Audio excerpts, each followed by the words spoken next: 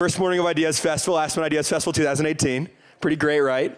My name is Peter Kaplan. I'm a program manager at the Institute. I'm really excited to welcome all of you to our session on parenting, same game, new rules, parenting in 2018.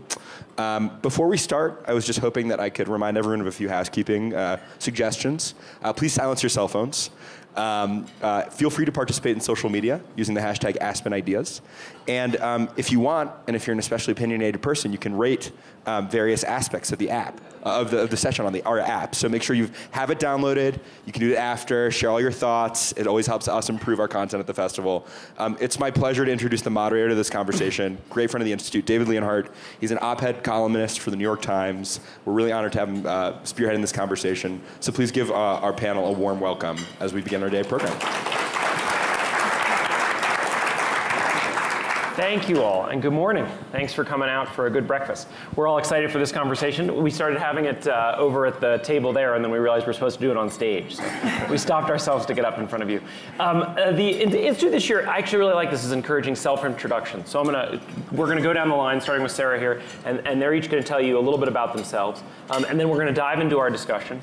There's a huge amount to cover. My guess is we won't get to cover it all. So then we're gonna open up to you all and invite you all to ask questions and participate in it. So go ahead.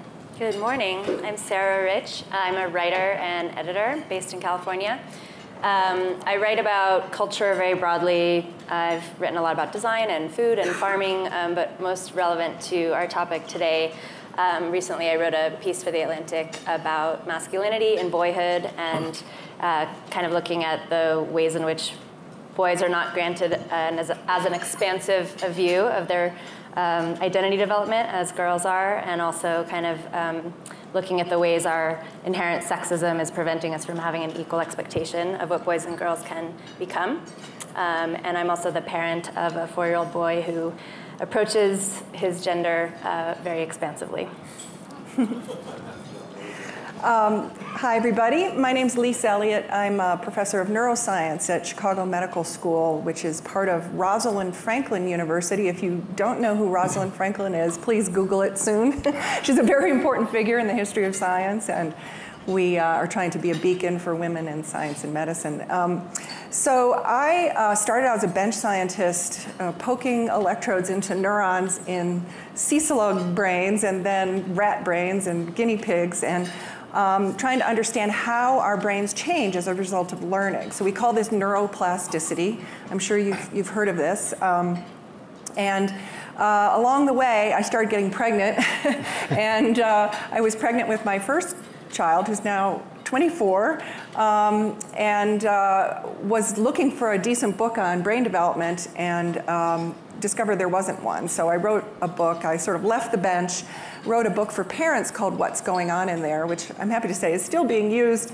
Came out in year 2000, but it was focused on birth to 5. And then along the way, this issue of gender just kept surfacing because as a parent, turns out I had a daughter and 2 sons, and I'm sure most of you who have children of both genders appreciate that you tend to notice the differences, and we're going to talk a lot about that, I think.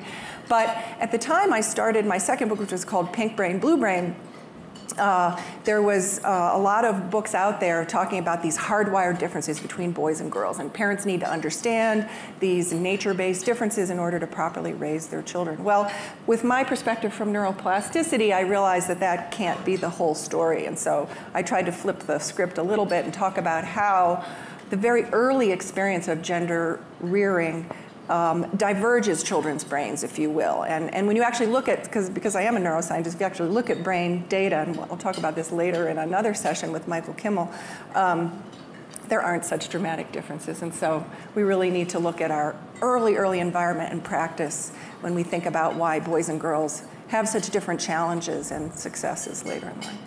Thank you. All right, good morning, everyone. My name is Joseph Nelson. I'm a visiting assistant professor of education at Teachers College, Columbia University. I'm on sabbatical from Swarthmore College, where I'm faculty in their Department of Education Studies, and I'm also affiliated faculty with their Gender and Sexuality Studies program. I'm a senior research fellow for the Center for the Study of Boys and Girls Lives, which is housed within the Graduate School of Education at the University of Pennsylvania. I began my career in education as a first grade teacher in Milwaukee, Wisconsin, which is where I grew up. And it was in a co-ed elementary school that by default had a single-sex intervention for a group of boys that at the age of 6 had already been labeled at risk.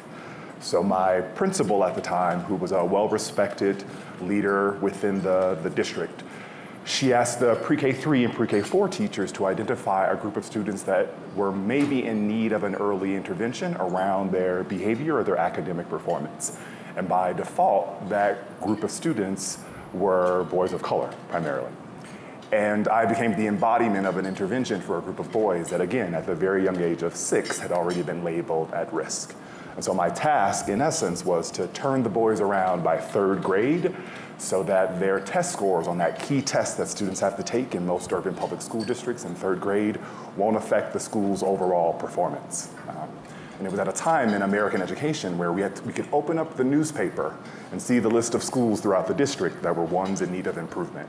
And so our elementary school, which was in the low-income neighborhood where I grew up, was one of the schools on that list, and we were determined to get off that list. So I learned very quickly as their classroom teacher that if I was handed an empirically proven instructional strategy or a curriculum that was proven to work, that it was going to fall flat if I wasn't thinking about how the boys were making sense of themselves as learners in the classroom, which was all tied to these negative stereotypes around what it means to be black and male within the US. And relationships became a window into seeing them apart from the stereotypes that often kind of shape our views of our students and how we interact with them. So those relationships became a window to spark my own curiosity, my own interest around who they are and how they're showing up in my classroom to best serve them as their teacher. So I've been working with all boys schools for quite some time now around helping teachers support their boys in their learning and development. So I'm super glad to be here. Thank you all. So we want to start by diving into what I think is the biggest problem in American society today, which is the stagnation of living standards for large numbers of people. I understand other problems have a claim on being the biggest problem in our society. I would say climate change does. But I think the thing about the stagnation of living standards for large numbers of people is that it aggravates every other problem. I think as a society, we're less willing to confront climate change, for example, because living standards have stagnated over the last 30 years or so for really a huge portion of the population. And we know from all kinds of research, Raj Chetty is here speaking today, or maybe it's tomorrow, that a lot of these gaps open up in childhood, right? And even before kids get in school, and never fully close, sometimes often widen. And so I guess what the place I want to start is thinking about the different way that problem plays out for the different genders. Because it strikes me we're at this funny moment in which clearly the last couple of years have made clear that sexism is a problem in our society and how it affects women's lives, day-to-day lives, and long-term lives is worse than I think we wanted to believe until relatively recently. At the same time, Joseph, as you were talking about, a lot of these problems when you go into a school and you're looking at at-risk kids, you don't think of low-income boys, particularly low-income non-white boys, as being advantaged in any way. And so, Joseph, maybe you can start a little bit and tell us how you think differently about the way that this inequality transmission problem plays out for boys and for girls. Sure. So the starting point is always naming the culture that's out there that is around boys' learning and development and girls' learning and development, and it's all oftentimes rooted in these stereotypes that we often think of in these hardwired ways. That boys are hardwired certain ways, girls are hardwired certain ways. Speaking more so to my knowledge base around boys, for black boys, and naming that culture, there are the stereotypes around hyperaggression, anti-intellectualism, and hypersexuality. Like those become the messages that they get bombarded with through the media, through film, through their interactions with their teachers, with their parents, that communicate to them, this is who you need to be, this is who you need to become, or this is what is possible in your life. And so that becomes, at least for teachers in the school, where I'm situated, their lens through which to think about how to support them, how to learn them, or which then contributes to what we know as these long-standing, not so good outcomes in terms of suspension and expulsion as early as preschool. Their emphasis being more on quarantine and control rather than teaching and learning. and they're underrepresentation in advanced placement and honors courses, but then overrepresentation in suspension and expulsion rates. So it's these stereotypes that really kind of frame teachers' views. And so my stance is often with working with teachers is how to be intentional about relationship building that then is rooted in curiosity, that asks questions of boys' experiences and girls' experiences of their worlds, that then becomes a knowledge base that then helps them serve as their teacher in effective ways that doesn't reinforce the very stereotypes that oftentimes contribute to their adverse treatment. Yeah, so if you look at outcomes between boys and girls, we're all very focused on performance differences in school. I'm sure everybody's familiar with, girls are outperforming boys in reading and language arts, and boys had been outperforming girls on average in math, although the math gap is actually closed to zero if you look at average performance, so that remains sort of a myth. But there is this notion that boys are hardwired for math and girls for English and so on. But these gaps between boys and girls are also, in fact, there was just a piece in the New York Times, I forget, like last week, I think it was out of Chetty's research actually, showing that the girls' performance is rather stable, or reading performance, girls are outperforming boys across the board, no matter what socioeconomic status. But the boy math thing is very much tilted. So you see impoverished boys are seriously underperforming girls, and then wealthier boys are outperforming girls.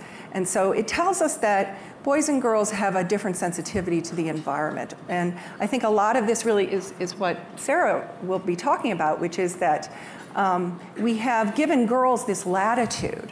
You can be anything. We tell little girls, you can be anything when you grow up, and we really mean it. We actually want them to be, bankers and astronauts and lawyers, and but other things run into the way, as we'll talk about later in life. But for boys, we may say to them, you can be anything, but part of us really doesn't believe that. There really are these narrow things you can be, and we wouldn't really be too excited if you turned out to be a nurse or a teacher or caregivers. And so boys get this very mixed message, and it makes it a challenge for them, and it just diminishes their potential as human beings in terms of the range of things that they can feel accomplished and creative in. And so I think a lot of the point is basically that we stereotype all our children. If anybody thinks you're a gender-neutral parent, you're kidding yourself. There is no such thing as gender neutrality. There's no such thing as a gender-free society. But we do think of gender more broadly for girls than we do for boys, and it is really constraining them, and it's constraining them more in areas where they have less opportunity. Your recent piece about masculinity in the Atlantic, the thing that I kept thinking about is that it is certainly true that there are areas of school and education where girls face bigger problems than boys, right? Science, particularly at the upper levels. But we're now at the point where something like close to 60% of our four-year college graduates are girls, right? Which suggests we are really failing huge numbers of boys in a fundamental way. And it seems to me this notion of overly restricted masculinity has to be part of that. Yeah, I think it's definitely part of it. I was looking back over the beginning of your book last night, Pink Brain, Blue Brain, not the other one you mentioned, talking about neuroplasticity and the fact that, what you already said, that at a very young age, it's about the culture and the way that the environment is like steering these kids more than it is about subtle differences between their actual brains, their brain function, and so we're reinforcing at such an early age these ideas about what we think boys can become. And the same, it resonates in what you're saying as well. It's like the ability. Last week I saw a woman who wrote a book called The Gender Creative Child Speak, and she talked about when she works with individual kids, that when she works with them and their parents, she says we have to bring the first thing we have to do is bring the child into focus. And that stayed with me because I felt like the effort to bring one child into focus is an effort that maybe some parents are going to make, maybe no parents are going to make, but certainly like a broader community is usually not going to make around a kid. So if you have a whole population of kids who a school district district is relying on to prove out their whole test scores or their whole rankings, then you can't really spend the time to bring one child into focus and figure out what it is about them that makes them, the pressure to be masculine lead to certain behavioral issues or lead to certain school outcomes. I mean, I think there's kind of a conflict between the ability to focus enough on individual kids to let them break outside of what's expected of them, whether it's based upon their gender or their race or anything else, their socioeconomic status. It's at odds with the fact that we're trying to bring up whole populations of kids or change the way the school districts, turn out on a ranking or something like that. Are there ways, the standardized tests obviously are pretty unpopular for lots of people. At the same time, I really worry about moving away from a system of standardized tests because I don't know what accountability looks like without standardized tests. Right? I worry if we go to schools and say, hey, are you doing a good job? They're all going to say, yeah, we're doing a great job. Right? And that we need some kind of accountability for schools the same way we have accountability in all kinds of other realms of life. Have you all thought about what's working and not working with our current system of accountability in schools, and what could work to provide accountability without some of the downsides of standardized tests that I know many people feel? I feel like you're the that, professor right? of education. You probably would. Sure. So I think the concerns with standardized testing is that it's too punitive based, that these are assessments that aren't used as benchmarks to determine where students are in terms of their skills and their abilities and their knowledge base, that if they were used in a way that helps a teacher actually chart growth and is more about that child's learning and development in that area, then I think it could be more useful, more advantageous. But there's so much anxiety tied to the pressure and the consequence and disciplinary actions that come from students not making progress along these lines. That's more of the concern. Yeah, I actually just came from a workshop at Arizona State University, which was bringing academics and teachers, practitioners together to talk about gender in education, but the elephant in the room is the standardized testing. These poor teachers it's just hanging over their heads. Anytime you want to introduce an innovation or get people to think about how boys and girls work together in the classroom, which I happen to feel and others happen to feel is very important for setting the stage for how they're going to work together in the real world and not harass each other and respect each other and lead each other. They don't get much practice for that in school. It's not something teachers think about, but they need to start thinking about it. But we're trying to motivate the teachers to take interest in this, and they're just so weighed down with the fear of testing and being sure that they cover everything that will raise their students' test scores, because their very promotions and salaries depend on it. And that it just seems like a very fraught equation. I do agree with you. We need accountability, but I think it's just become too simplistic of an answer. There's better measures of teacher performance. And I happen to be on a school board for a very high performing district, as we like to call ourselves. But the process of teacher evaluation is very rigorous. There are programs for doing this. It's just expensive. You need to hire a lot of administrator time to adequately evaluate teachers, but there's no question. And then it would be difficult to scale that. Well, it's difficult to do it in a district that has $6,000 per pupil spending. Right. Yeah, absolutely. And what I would add quickly to that point around accountability and standardized testing is that it becomes the culture of the school. Teachers are fixated on it, that all of these other aspects that are critical to a child's learning and development get de-emphasized or not thought about, including relationships. I don't have time for relationships. I can't invest as much as I would like to in getting to know my students, even though I know that that's valuable, because there's an energy and a preoccupation with preparing them for this standardized test. One more thing on inequality before we move on, come back to gender.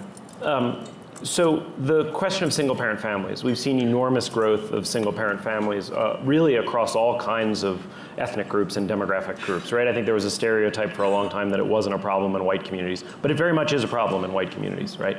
And I guess the question is that I would ask you all, How do you think about that issue, right? Does it actually, is it actually a major source of disadvantage, or is it only an effect of disadvantage? I think there's something of a debate here, right? I think the political right in our country tends to focus more on the notion that it's a source of disadvantage, and the political left tends to focus on the fact that it's an effect of disadvantage, that in communities where you don't have enough jobs and enough opportunities, families break down. My view is that it's actually a mix, both a source and an effect, but I'd be interested in any thoughts that you all have about this. Well, it's very much a vicious cycle. I mean, if you're pregnant and you don't have confidence that the father of your child is going to be an economic contributor and not a drag on your family economy, then you very rationally choose not to marry, and then there's penalties for the children. I mean, there's no question that 2 loving adults are better than 1. 3 loving adults are probably better than 2, if you happen to have a nanny living in with 2 parents. So there's just no doubt that you have half the relationships, you have half the, we all do this, if you are married, you do this tag team thing where you realize it's really great to be able to hand off these heavy responsibilities of parenting. But people are making rational decisions, given our tax structure, given our opportunity structure, that they're better off not marrying the partner. And you think they often are rational decisions? Absolutely, yeah. Absolutely. I mean, if the father of your child's unemployed, you've got a job and you're going to be taking care of there's issues to work out. But there is. I don't know the economics of this very well, but I was just reading that there actually is, with the earned income credit, there's actually a penalty. There's like a marriage penalty for lower income couples. And so we just really have messed up the way that we respond to poverty economically that makes it harder for families to stay together. The discussion of gender has changed so rapidly, right? And I think Katie Couric, who's here, has done really an excellent movie that I think helps people think about just how rapidly this has changed and how kids experience gender. Can I ask each of you to kind of do a little bit of a crystal ball? I think this is a fun thing to do. It helps highlight some issues. Help us think about the notion of gender with childhood has changed so much just in the last 5 or 10 years. And yet to think that it is done changing would clearly be wrong, right? What is gender going to look like 20 years from now? Are we not going to have teachers standing up in front of classrooms and saying, "Good morning, boys and girls"? Maybe we shouldn't, right? So what is, it is still, I was talking to a friend of mine who said, once you start thinking about how gendered children's lives are, you can't stop thinking about it. We are constantly saying to them, "You're a boy, you're a girl," just all the time. And once you start thinking about it, is it going to be ever thus? Are we really going to move on that? What's your crystal ball, Sarah? I do think we're moving on it. It's definitely hard to imagine we wouldn't say, "Good morning, boys and girls." But I think,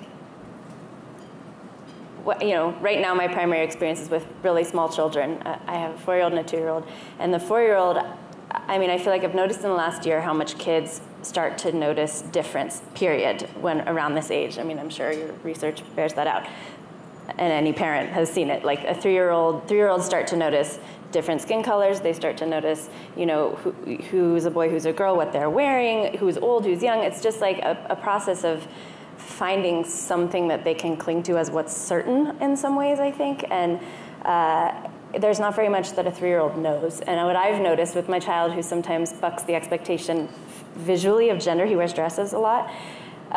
Little kids get riled up about it, but it's not because I think they really have any baggage associated with gender. It's because they think there's hardly anything in this world I know for sure yet. One thing I think I know is what a boy is and what a girl is. So if a boy shows up in a dress, they're like, wait, you're destabilizing just the small handful of things that I think I already know.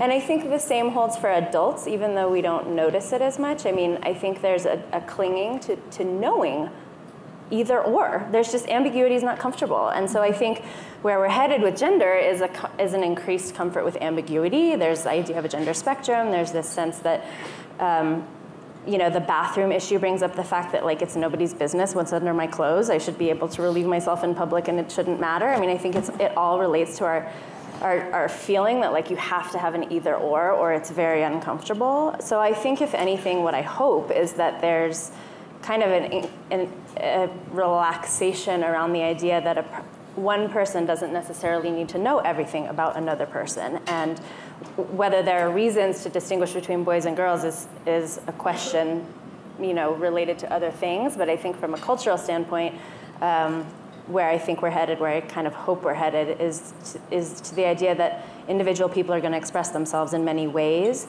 and that doesn't have to, and gender doesn't have to be the number one primary sorting mechanism for how people distinguish themselves starting at a young age. Joseph, where do you see it going?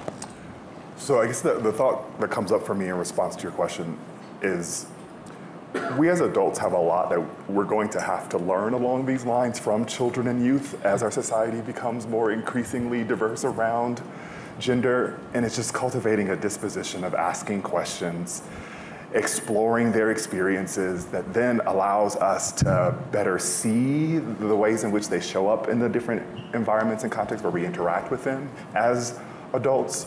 So there's a way that there's some growth that we need to kind of exhibit as a society, but we're going to be learning from children and youth along these lines because they're in the thick of it. They're experiencing it every single days of their lives, and we as adults have to kind of be receptive and open and learning so that then we can scaffold it. We can better support it for them as the supportive adults in their lives. So gender is only present in humans. Other animals have sex, but they don't have the conception of male and female categories. And I know that's hard to believe, but I think the transgender movement really proves that really any one of us, we have masculinity and we have femininity in us. It's a spectrum in each and every one of us. So, I'm a woman and, I may have strong empathy skills, but I also can have really good spatial skills. And, the things that we think of as masculine and feminine are they're all sort of independent measures. And there's actually a neuroscientist, Daphne Joel in Israel, who's published an important paper called the Gender Mosaic Brain, because if you look at any individual's brain, it is a mosaic of different parts that look more masculine and look more feminine. My point is simply that we impose gender on children, and yes, actually calling them boys and girls. There are classroom innovations that really argue for taking out the word boys and girls. Don't line them up by boys and girls. Don't have the pink bulletin board and the blue bulletin board. That children, we're very social species. The first job of a child is to figure out the social order. And so they know about old and young. They know about big and little. They start learning about race quite early, but especially when it's emphasized. If the parents notice race, the children notice race. If the parents notice gender, if the teachers emphasize gender, the students emphasize gender. So we can certainly slow down this process of intense gender diversion, I think, by talking about people, as pupils, as friends, as I was on the plane yesterday coming here, and the mom in front of me was sitting next to her little 2 or 3-year-old child, entertaining her before we were going to take off out of Salt Lake City. And she said, "Look at the man there directing the plane. Isn't that cool? That man's got these wands to show the plane where to go." And I'm just thinking, you didn't even have to say man. You could just say person. But kids figure out gender. They understand about gendered careers as early as age 8 and 9. They already know every career has a gender label. No matter what we tell them, no matter what you say, you can be anything when you grow up. They know so much better because of all of our male-female labels that we use from such an early age. So people are becoming aware of this in certain communities. The Bay Area, Brooklyn, maybe Aspen, but I can tell you they're not aware of this in all communities, and so I think it's going to be a very gradual process, but I think the great prevalence of gender nonconforming individuals is helping us to move in that direction. And I assume that the reason why we shouldn't be sorting kids so much is not just about gender nonconforming kids, right? It's about the fact that we don't want to say to kids, hey, you're on team boy, therefore don't become a nurse, Exactly. right? That it's around all those things. It is teams. I use that analogy all the time. Kids figure out very early which team I'm on, and then for the child that's not comfortable with that team, Or even any aspect of that team, right? right? Sorry, yeah. They, instead of deciding, oh, maybe I'm neither, they decide, well, I must be on the other team because it's such a binary. When in fact we're all somewhere in the middle. Well, in just a couple minutes, we're going to open up to you all. But you said one thing. I guess I thought there were very much gendered roles with many animal species. That among different animals, males and females play different roles in their society. Is that wrong? Well, society is a human thing. Society is a human thing. Sex roles. There's reproductive sex, but they don't have the conscious awareness of what is gender. Gender is built into our language and our social organization, and what we define as male or female can vary culture to culture. Is it long hair? Is it frilly collars? That is a very human thing. Animals don't do that. Yeah. Lise, let me ask you just one thing before we open up to everyone else, which isn't on the gender topic, but it's, I think, on the thing on so many minds about parenting, and I welcome anyone else to come in, which are these things, right? So you're a neuroscientist. Yeah. It's not just kids, it's all of us, right? We walk around doing this, I did it yesterday, walking between two sessions and past my friend David Brooks, who made fun of me for doing it, which he was right to do. How do you think growing up looking at screens is affecting the current generation of children? How do you separate between the things that adults are always worried that things aren't as good as they were when we were kids versus what seem to potentially be some real risks around mental health and other issues? Yeah, oh boy. I feel lucky my kids are older and didn't have cell phones till middle school, and we didn't even have tablets when they were little. We are a social species. The main role of children is to learn about other people, and that's what they're most interested in. At birth, babies prefer faces. So the more devices you impose between them, the more you're going to interfere with those relationships. All you have to know is that apparently all the high-tech, highest executives send their kids to Waldorf schools and schools with no technology at all to appreciate that even those in the tech sector realize it should be a tool. It shouldn't be a replacement for our social life. But unfortunately, it's gotten there. And I actually do, there is growing research suggesting that amount of internet use correlates with depression and anxiety. And it doesn't surprise me just because as part of our social work, we find our place in communities, and I think we're evolved to live in communities of maybe 50 or 100 people, not the community of 6 billion people that we have to deal with on the internet. It's very unnatural to have to be comparing yourself to every 12-year-old across America, and that is just a very fraught situation. Okay, questions? We've got some microphones, ma'am, right here in the third row. Just wait for the mic, and let me ask two things. Please tell us who you are, and please ask us a question. Hi, my name is Linny Ravitz, and I have a question about same-sex schools and camps and the effect on gender identity. Excellent. You've worked on that. Well, so most of the research on single-sex learning contexts, schools or programs, have been so mixed. It all depends on the research design of the study. How did they go about collecting the data, the kinds of questions that they were asking. So generally, the research is very mixed on how it support boys and girls learning around their identities. So the studies that I've worked on have been primarily in single-sex schools for boys of color. And one thing that we learned from the outset with that project is, first of all, you just need a good school. So all of the good aspects of what we consider good education to be must be in place. Places where they had some strengths or were more successful were around mentoring and around parent engagement, and around their curriculum having a more wider, diverse representation of different types of protagonists and books that students would read. But it's not necessarily, single-sex spaces or learning contexts are not positioned as a panacea to effectively support boys and girls learning around stereotypes and their identities. It's another educational opportunity that then parents can be curious about whether or not that type of learning environment will support their individual child's success. For example, with girls of color in STEM, that middle school, if you're concerned about your daughter being pushed out of STEM because of how oftentimes boys dominate those spaces, that I've known mothers to make a decision to make sure that their daughters go to STEM-focused all-girls high schools, so that then they have a strong science identity that then they can take on to higher ed with them, where they're primarily going to be in a male-dominated space. But it's not from a place of I don't feel like I don't belong. It's a product of the society that we live in that has made certain careers more gendered. The one thing. Oh. Go ahead.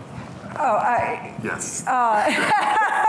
We've not debated on this, but we've sort of Had conversations. we had conversations and looked at this from different perspectives. So that is particularly the issue. I mean, I have no question, you know, a lot of these new schools for boys of color have very positive curricula and have been very empowering and are basically just a pill that we're taking at the moment to overcome what are bigger problems with racism and sexism. But the issue of girls in STEM in particular, I've looked at, and there are all these wonderful empowering camps and schools and so on, but the fact of the matter is the data show they have not made any difference in terms of women's penetration and success in STEM. And I believe the problem is coming back to this interaction. The relationships between boys and girls are not nurtured. We do not teach men and women how to work together and be together as non-sexual partners. Teachers and parents hide from their kids' sexuality and gender interactions because they're fearful of it. And so boys and girls don't grow up with enough practice at working together. So I think we need more mindful integration of, and we're not really using the opportunity of coeducation to prepare men and women for the future. So I get the empowerment thing, and the data say it's pretty short-lived, that it just, once you hit the working world, you're back in the same old power structures, and it hasn't solved the real problem, which is how do those boys think about those girls that they're going to be working with in the future. The only thing I would add, and let's get some more questions in a second, the only thing I would add is I agree it's not a panacea. I agree we need to work on how we think about coeducation.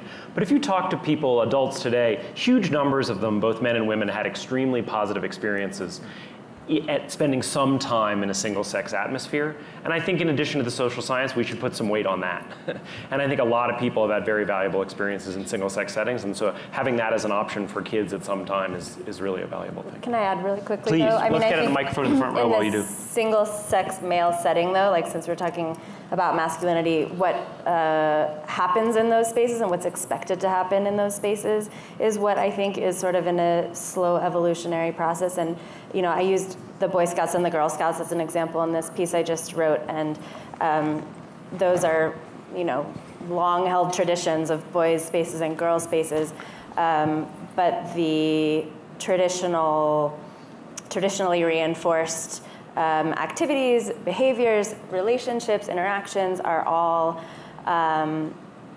continuing to reinforce differences that do lead later in life to these issues between men and women's collaboration, respect, equality. And so I think whether or not those same single-sex spaces continue to exist has to be asked in concert with how those are going to exist and whether we're going to teach a different set of qualities and a different set of behaviors to those kids, particularly to boys, where a lot of the time, the badges you earn in those two spaces are still really different. And I looked for this piece, I was like looking at the badges you can earn as a Girl Scout versus a Boy Scout, and it's still so vastly more on the girls' side. You can earn badges around collective action, collaboration, things that foster like a sense of paying attention to what others need, and that's not really true for boys. So I think those things need to be considered if we keep single-sex spaces going.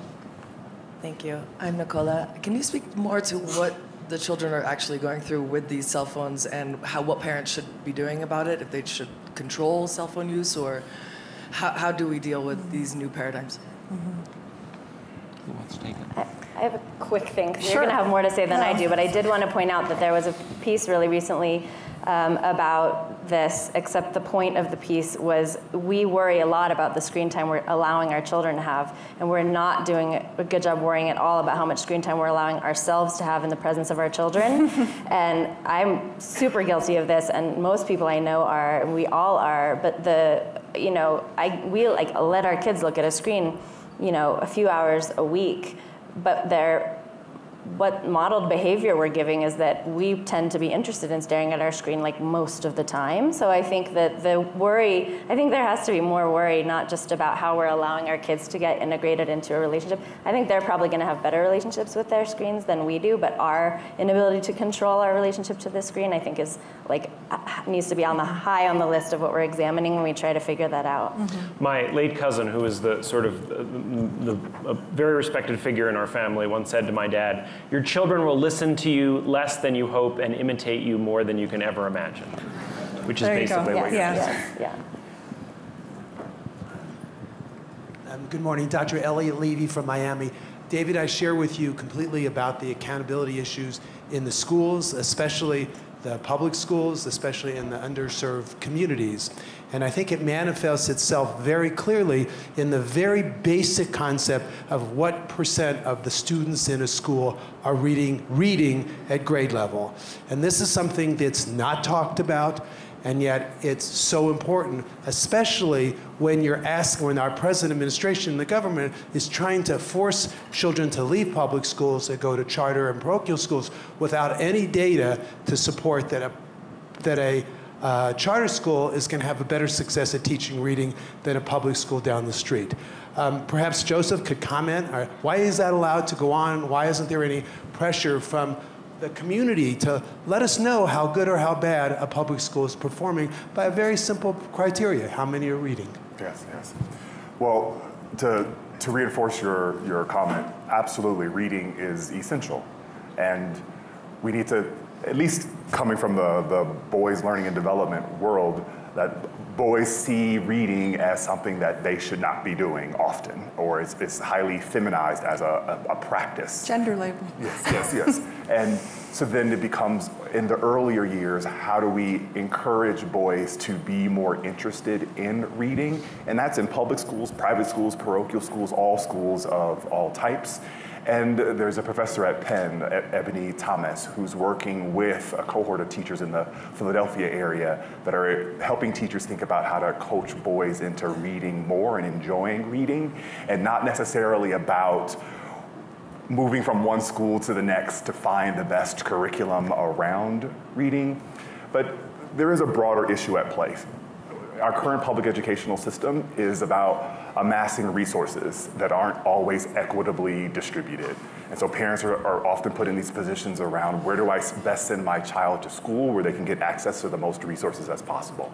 And until we kind of rethink our just whole public educational system, where it's less about marshaling resources, but being more equitable about how resources are distributed, we're going to always see parents having to make decisions about where to send their child to school based on what advantages they have at their disposal to navigate that process.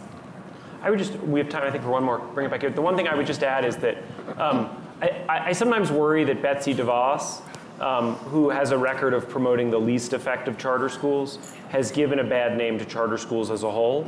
And there are actually a large segment of charter schools that have very good records, and the fact that she is promoting in Michigan a system that essentially has no accountability, I think shouldn't blind us to the fact that charter schools really have a mix, some very high performing and some very low performing. For the record, I wrote the same question I addressed you guys. I wrote Mrs. DeVos 6 times.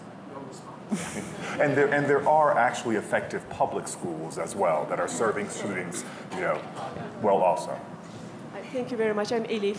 I was wondering, what do you think about social-emotional learning, particularly empathy teaching? How does it fit within this context in terms of our understanding of or perception of ourselves and others? Mm-hmm. Well, I like to debunk the myth that females are innately more empathetic than males. There's no difference in childhood, but it emerges over childhood, largely as a result of modeling and what's reinforced. You tell kids be nice, use your words, and then, as soon as you turn on the TV on Sunday, boys see that aggression is rewarded, and so they get a very conflicting message. But I think schools are, on top of everything else, trying to raise reading scores and math scores, are actually very much focused on social emotional. It's a core part of most district's mission, and again, it all boils down to the relationship and how the teacher is able to, if he or she's able to connect with each child, then can model that for the rest of the classroom. But this is where we're running into so many of our problems. You can have all these great academic and resume skills, but if you don't have the sensitivity to others, you're not going to last very long in a large organization. I just want to end on expanding a point that Joseph made before, which is that there are obviously reasons to be worried about the state of kids and families and parenting today. I think screens probably are pretty high on the list. Mental health are there, all kinds of things. But I think if you spend time with kids today, to your point about how much adults have to learn from kids, these are really hard issues, right? These gender and sexuality and empathy issues and treating different people with respect. You spend time with kids, it leaves you really hopeful about things. Because a lot of these things, they are better at than I remember my peers and I ever being at the same age. And it's a cliche, but at a time when I think we're all worried about the future of the country, if you don't spend time talking about these issues or pretty much any issues with kids, I would encourage you to do it because it'll give you a little spark of optimism. Please join me in thanking our panel.